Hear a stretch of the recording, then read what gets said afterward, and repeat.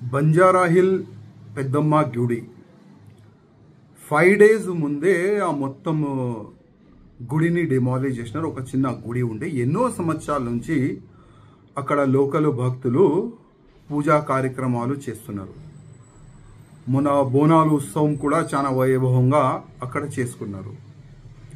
ఎన్నో సంవత్సరాల నుంచి ఇబ్బంది రాని ఇప్పుడు ఆ ఎంఆర్ఓకి ఎందుకు ఇబ్బంది వచ్చింది? ఎందుకు ఆ గుడిని డిమాలిష్ చేసినారు? డిమాలిష్ చేసే ముందు ఆ లోకల్ భక్తులు కానీ ఏదో ఒక సమాజం వాళ్ళు అక్కడ పూజా కార్యక్రమం చేస్తున్నారు కదా, వాళ్ళకి ఎందుకు నోటీస్ ఇవ్వలేదు? ఎవరైనా గవర్నమెంట్ ల్యాండ్లో ఎంకరేజ్మెంట్ చేసుకుంటే డిమాలిష్ ముందే ఒక నోటీస్ ఇస్తారు. నోటీస్ ఇచ్చిన తర్వాతనే ఆ డిమాలిష్ కార్యక్రమాలు జరుగుతుంది. కానీ గుడి విషయం కానీ, మసీద్ ఇష్యూ కానీ, చర్చ్ ఇష్యూ కానీ అట్లాంటి ఇష్యూస్లో డైరెక్ట్ యాక్షన్ ఎప్పుడు కూడా జరగదు. ఇవాళ నేను మా ముఖ్యమంత్రి రేవంత్ రెడ్డి గారికి అడుగుతున్నా, ఎన్నో నేతలకి అక్కడ పోనీస్తాను, కానీ నాకెందుకు ఆపుతున్నారు?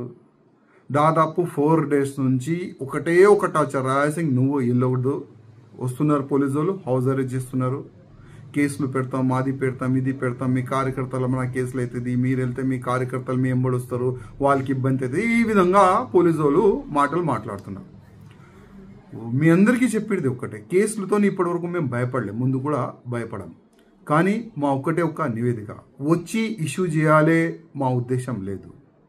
ఏ చేతు నుంచి మా గుడిని పలగొట్టినారో అదే చేతు నుంచి గుడి కట్టిస్తే చాలా బాగుంటుంది.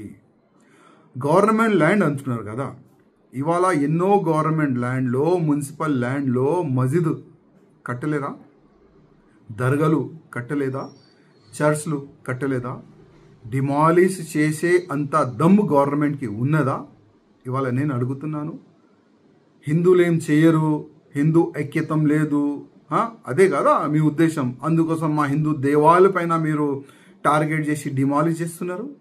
ముఖ్యమంత్రి గారు ఇమ్మీడియట్గా ఆ ఎంఆర్ఓ పైన క్రిమినల్ కేసు బుక్ చేయాలి. ఆ గుడిని డిమాలిష్ చెయ్యండి. ఆదేశం ఇచ్చిన ప్రతి ఒక్క ఆఫీసర్ పైన క్రిమినల్ కేసు బుక్ చేయాలని రేవంత్ రెడ్డి గారికి నా ఒక నివేదిక. అదేవిధంగా గవర్నమెంట్ ల్యాండ్ కదా, ఎవరు అయ్యా ల్యాండ్ కాదు, పబ్లిక్ ల్యాండ్ అది.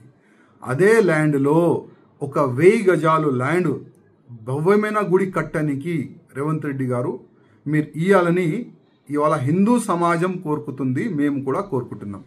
ఆ పని చేస్తే మీ గవర్నమెంట్కి మంచి పేరు వస్తుంది. ఇప్పుడు ఒక ఎలిగేషన్ నడుస్తుంది, ఏమని?